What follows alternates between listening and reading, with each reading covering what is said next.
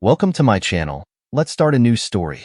The small town of Ravenwood was known for its tranquility, but one night, a strange, unearthly sound echoed through the streets. It was a low, guttural growl that seemed to come from the depths of the earth.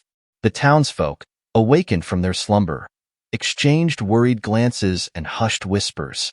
Old Mr. Thompson, the town historian, claimed it was the return of an ancient curse. No one took him seriously, but the unsettling feeling lingered. Meanwhile, deep in the forest, something stirred, awakening from a centuries-long slumber. The sound was not just heard but felt, vibrating through the ground and the hearts of those who listened. Emma, a curious and adventurous teenager, was drawn to the town's library to investigate the sound. She found an ancient book hidden in the dusty archives, bound in worn leather and covered in strange symbols.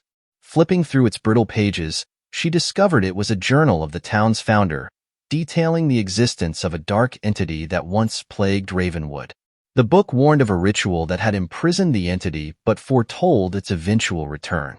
Emma, fascinated and frightened, felt a shiver down her spine as she read about the horrors the entity had once unleashed. Determined to learn more, she decided to seek out Mr. Thompson. Emma visited Mr. Thompson, who lived in a creaky old house on the outskirts of town. The elderly man welcomed her cautiously, his eyes filled with a lifetime of secrets. When she showed him the book, he paled and reluctantly shared the town's dark past. He spoke of the entity, a malevolent spirit that thrived on fear and despair, banished by a powerful ritual. The recent disturbances suggested that the seal had weakened, and the entity was reawakening. Mr. Thompson warned Emma to be careful, as those who delved too deeply into the entity's lore often met tragic ends. Emma, though frightened, was resolute in her quest for answers. Determined to find the source of the disturbances, Emma ventured into the forest where the sound had originated. As she walked deeper into the woods, the air grew colder, and an oppressive silence fell. She felt an unseen presence watching her, the hairs on the back of her neck standing on end. Suddenly, she stumbled upon a clearing with ancient stones arranged in a circle, etched with the same symbols as the book.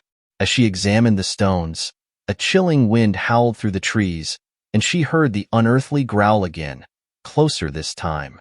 Emma knew she had found the heart of the entity's prison and realized the danger she was in. After her encounter in the forest, Emma returned home, but the unease followed her. That night, she began to have vivid nightmares of the dark entity, seeing its twisted form and glowing eyes. Shadows moved on their own in her room, and whispers echoed in her ears. She woke up with scratches on her arms, as if something had clawed at her in her sleep. Desperate, she turned to the journal for guidance, hoping to find a way to strengthen the seal. The more she read, the more she realized the entity was growing stronger, feeding on her fear and the fear of the town. Emma knew she couldn't face the entity alone. She confided in her best friend, Mark, and together they approached a few other friends who were brave enough to help. They gathered at Mr. Thompson's house, where the old man reluctantly agreed to assist them.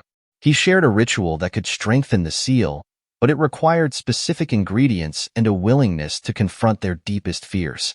The group prepared themselves mentally and physically, gathering the necessary items from around town. Each step of the preparation heightened their anxiety, but they knew they had no choice but to face the entity head-on. On the night of the ritual, the group returned to the forest clearing, their hearts pounding with fear and determination. They arranged the ingredients around the circle of stones and began chanting the incantation Mr. Thompson had taught them. The air grew colder, and the oppressive feeling intensified as the entity fought against the ritual. Shadows danced around them, and the unearthly growl became deafening.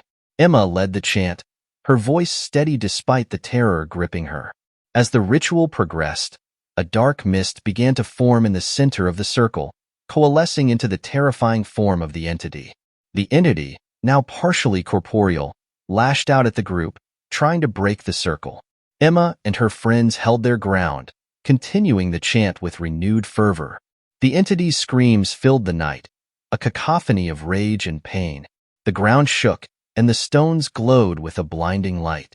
Emma felt a surge of power and determination, knowing they were close to sealing the entity once more. With a final, unified cry, they completed the ritual. The entity shrieked one last time before being sucked back into the earth, the mist dissipating. Exhausted but triumphant, Emma and her friends knew they had saved Ravenwood, at least for now.